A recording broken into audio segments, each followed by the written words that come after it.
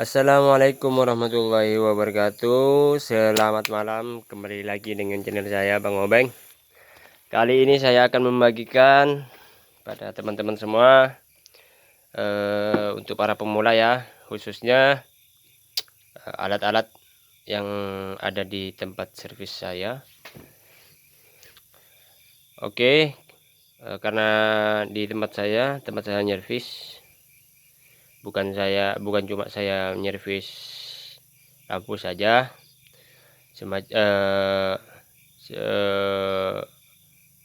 semacamnya ya. Saya servis alat elektronik lain, bukan cuma lampu kayak HP, terus kipas, magicom juga, rice cooker ya, rice cooker, terus ada blender dan masih banyak lainnya lagi yang saya bisa nyervis. Di sini satu persatu saya perkenalkan. Ini solder ya. Solder saya ada dua. Kalau ini yang ujungnya kayak gini, ini saya biasa pakai untuk HP. Biasanya untuk memasang apa ya? Kayak LCD Nokia lama itu biasanya saya pakai solder ini, atau membuka saya biasanya pakai solder yang ini. Kalau untuk komponen yang kecil saya biasanya pakai yang ujung kecil. Terus kalau yang ini yang biasanya saya pakai untuk nyervis lampu ya. Wattnya biasanya lebih besar. Seharusnya wattnya atau tingkat kepanasannya harusnya sama-sama besar ya. Lebih baik kalau untuk HP memang harus lebih besar wattnya, karena komponennya kecil, terus susah juga bukanya. Kita review dari alat-alat lampu dulu yang biasa saya gunakan ya. Ini adalah alat untuk kita mencoba atau mengetes mesin, baik yang baru ataupun yang bekas atau punya orang nyervis. Saya biasanya pakai ini untuk mencolokkan ke sistem langsung, biar gampang, tidak pakai colokan itu. Terus ada AVO juga. Saya biasa pakai AVO yang analog, bukan yang digital, karena dari awal memang saya sukanya pakai yang analog ini. Dari awal saya belajar memang pakai yang analog, jadi udah terbiasa pakai yang analog. Kalau HP saya biasanya pakai yang digital. Terus ada juga lampu apa ini ya, UV kalau nggak salah, UV atau apa ya. Ini biasanya lampu yang bisa digunakan untuk mengecek uang palsu atau enggak gitu. Itu yang lampu ini jenis lampu itu biasanya saya gunakan untuk mengetes lampu, biar orang itu percaya kalau lampu ini bisa membedakan antara yang bagus sama yang lokal. Cuma kalau yang lokal itu biasanya ada juga yang nampaknya itu sama kayak yang bagus. Misalnya triben sama yang lokal. Kalau yang lokal memang lokal, yang paling jelek itu dia kalau dipakai UV ini biasanya tidak menyala juga. Contohnya saya kasih contoh ini kayak gini ya. Minta tolong pegangin mas. Biasanya kayak gini. Bentar kita nyalakan dulu. Kok mati ini? Oh ini hidup ini. Lah kita coba giniin aja. Lah ini kalau misalnya triben ini hidupnya kayak gini, jadi kelihatannya ke sini ini mengkilau ya. hidupnya ke sini ini kayak warna apa namanya, biru kayak menyala juga. Cuma kalau yang biasa, kaca yang biasa itu biasanya kalau yang lokal ini kayak gini biasanya. Dia tetap ungu kelihatannya. Nah, ini tetap kelihatan ungu kan. Jadi sudah bisa kita bedakan antara yang bagus sama yang biasa. Cuma kalau triben itu kacanya biasanya ya triben. Ini jenis triben, ini yang lokal. Cuma yang lokal ada juga yang bagusnya kayak triben. Cuma kalau yang lebih bagus triben itu yang ukuran kacanya lebih kecil. Terus kalau kita coba kayak gini, ini bisa menyala. Bisa kayak gitu, memancarkan cahaya juga dari sananya, dari kacanya. Itu bedanya. Terus yang ini lampu 5 watt biasa saya pakai sikring sebelum kita nyoba langsung ke mesin. Itu biasanya ini kalau misalnya menyala ini ya, saya sambungin teorinya kayak gini. Nah, itu menyala. Jadi kalau misalnya ada tegangan yang tersambung, biasanya dia ngetes. Kalau kita nggak pakai ini biasanya langsung kWh itu turun. Jadi kalau pakai ini aman. Jadi kalau ini menyala biasanya itu ada konsleting di bagian mesin. Terus kalau yang 5 wattan, untuk yang watt agak besar, agak gede kayak 65 watt biasanya ini menyala. Ini tanda ini menyala bukan karena konslet ya, tapi karena ininya kecil wattannya. Kalau kita pakai yang 100 watt itu biasanya normal-normal saja, nggak akan menyala. Ini lampu sikring, ini saya anggap sikring. Terus di sini juga ada timah sama saya pakai Paragon, karena Paragon ini lumayan lah, harga murah. Terus kegunaannya enak banget, bagus, cepet lunak ya. Apalagi terus yang ini saya gunakan pencuci panci. Ini namanya apa ya, kayak jaring kawat pencuci piring itu. Saya gunakan ini biar kita nanti gampang kalau misalnya ada sisa-sisa timah yang menempel di solder ini, jadi kita nggak perlu bersihkan dengan mengkorek-korek memakai pisau kayak gini. Jadi kita langsung tinggal giniin saja, langsung kita putar-putar, otomatis itu akan bersih sendiri. Oke, yang selanjutnya kita lanjut saja ke bagian HP ya. Kita review tempat servis HP saya. Di sini paling banyak adat saya ini di bagian servis HP. Yang ini kurang jelas ya, kurang jelas. Bentar saya putar lampu yang ini. Ini adalah blower Quick 857D. Ini blower fungsinya hampir sama dengan solder. Cuma kalau solder itu menggunakan ujung yang harus kita tempelkan kepada sesuatu yang akan kita buka, yang akan kita cabut atau dibuka, atau memasangnya dengan cara ditempelkan ke solder. Cuma kalau yang ini tinggal kita dekatkan saja ke tempat yang akan kita buka, misalnya komponen yang mau kita buka kayak IC ini ya, kayak IC. Jadi kita cuma tinggal kayak giniin saja, kita putar-putar kayak gini. Terus kita bisa atur suhunya sama panasnya. suhu sama panas sama ya. Kita bisa atur angin sama panas. Kalau angin itu biasanya kita kencengin, semakin kencang semakin cepat kita membuka sesuatu itu. Terus kalau panasnya juga kayak gitu, semakin kita panaskan lebih tinggi semakin cepat juga.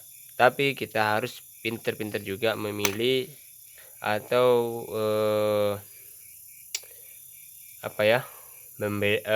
cara membukanya itu harus kita tahu panasnya harus berapa gitu, kita harus tahu. Soalnya kalau kepanasan bisa-bisa alat yang mau kita copot itu akan kebakar atau akan mati. Terus selanjutnya ini ada power supply. Power supply ini saya gunakan untuk mengecek atau menganalisa. Ini ya alat yang paling saya sukai. Karena kalau kita paham dengan alat ini, power supply namanya, kita bisa langsung tahu menganalisa kerusakan di HP. Itu biasanya ya dari tekanan ini ya, yang di bawah ini, dari ampernya.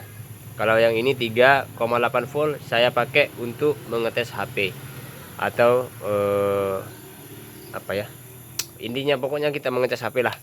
Mengetes HP, mencoba HP ya tanpa baterai. Jadi kita pakai power supply ini.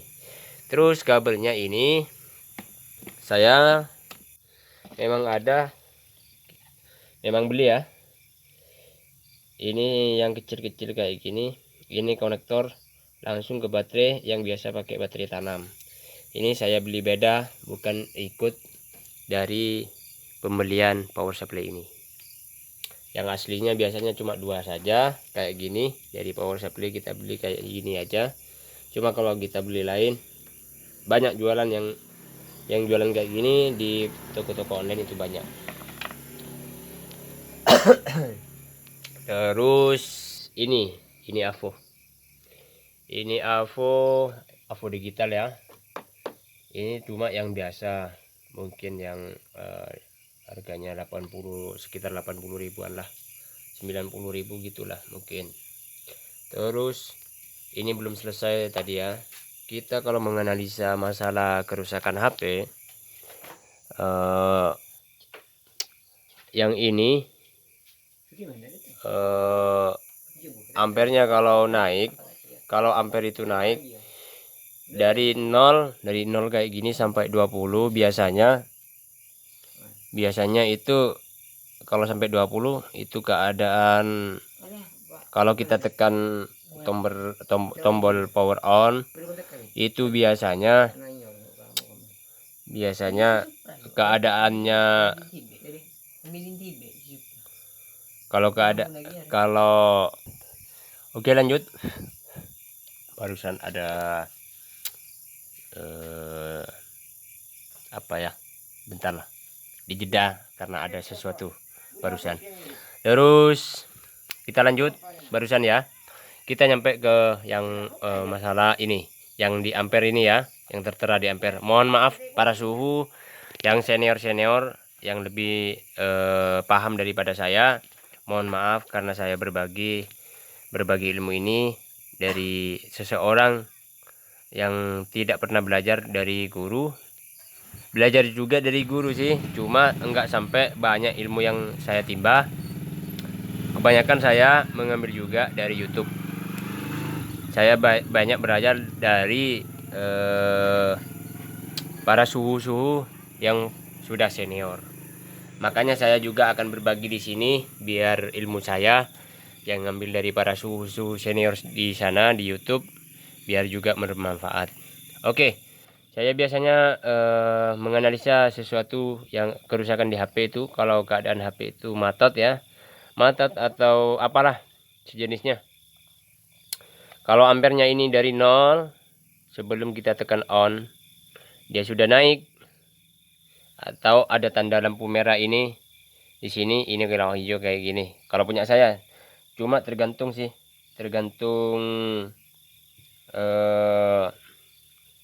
power supply-nya. Ada yang analog juga, ada yang kayak gini, ada yang digital. Cuma saya pakai yang digital karena dari pertama belajar saya pakai yang digital memang. Terus kita lanjut dari 0 langsung ke 20 ya. Kalau naik ke 20 itu biasanya kerusakan sampai ke 20 biasanya saya menganalisa kerusakannya ada pada MMC. Terus kalau di sini enggak sampai 0,40 0,20 itu biasanya di kerusakannya di apa? IC power ya. Kalau lebih dari 20 dia mau naik ke apa namanya? Dari 20 dia mau naik ke 40 tapi dia nggak sampai 40. Tapi sudah lebih dari 20 biasanya kerusakan pada IC MMC. Itu yang saya tahu. Terus itu juga kalau dari 40 ke 60 itu kalau sampai 60 tekanan 0,60 ampere bisa sampai 0,60 ampere itu biasanya IC power, IC MMC, IC CPU itu normal. Kalau enggak nyampe 60 biasanya itu CPU itu enggak normal. Jadi bisa kita baca dari situ. Cuma kalau salah atau ada yang kebalik mohon sarannya karena saya juga belajar dari YouTube ya. Mungkin itu saja segenap tentang power supply. Selanjutnya di sini ada ini penjepit mesin atau penjepit PCB. Ini biar gampang kita membuka sesuatu yang ada pada PCB lampu. Lampu. Maksud saya HP. Terus ada lagi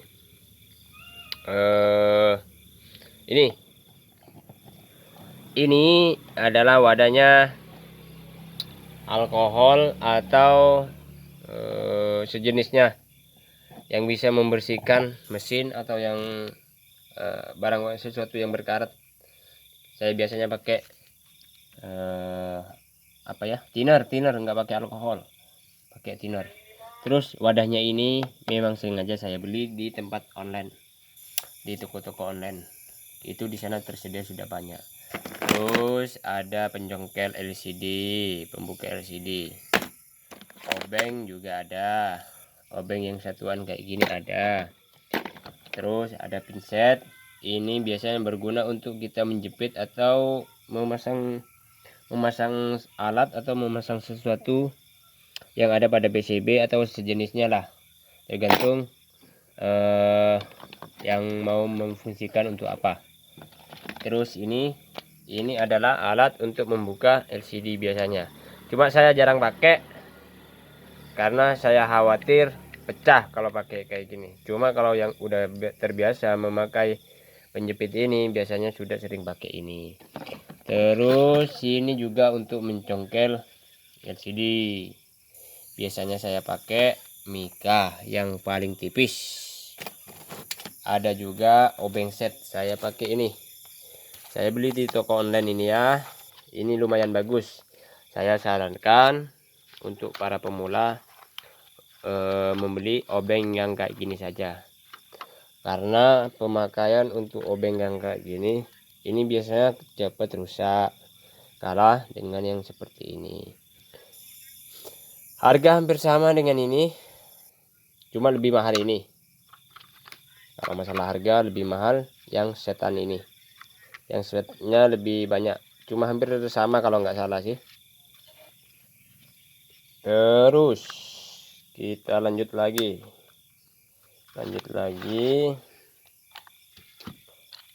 di sini juga ada mikroskop digital.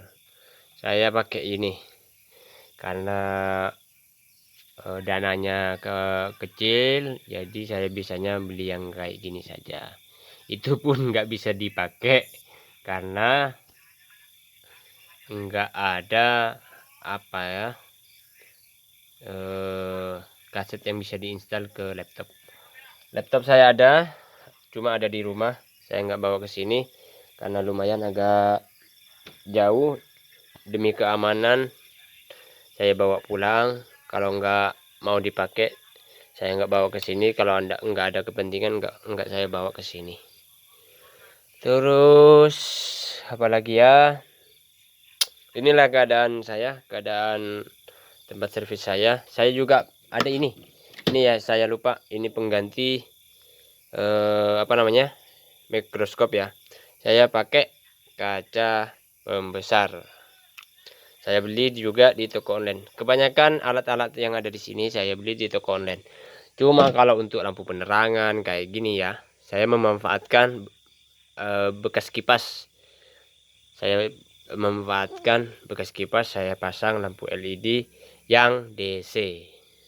Kalau ini yang AC, saya itu pakai mesin. Kalau yang ini. Terus ada apa lagi? Ada apa lagi di sini? Udah, mungkin cukup itu saja yang bisa saya sampaikan. Semoga ilmu saya bermanfaat untuk teman-teman semua yang baik pemula ataupun yang sudah senior.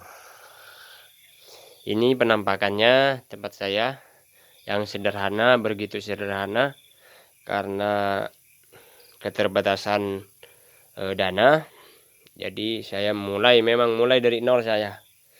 Dari pertama nyervis lampu hingga sekarang semua alat elektronik saya bisa. Dan semoga kedepannya semakin tambah maju, dan semoga yang yang baru mulai usaha kayak gini kayak saya, semoga juga usahanya tambah lancar juga.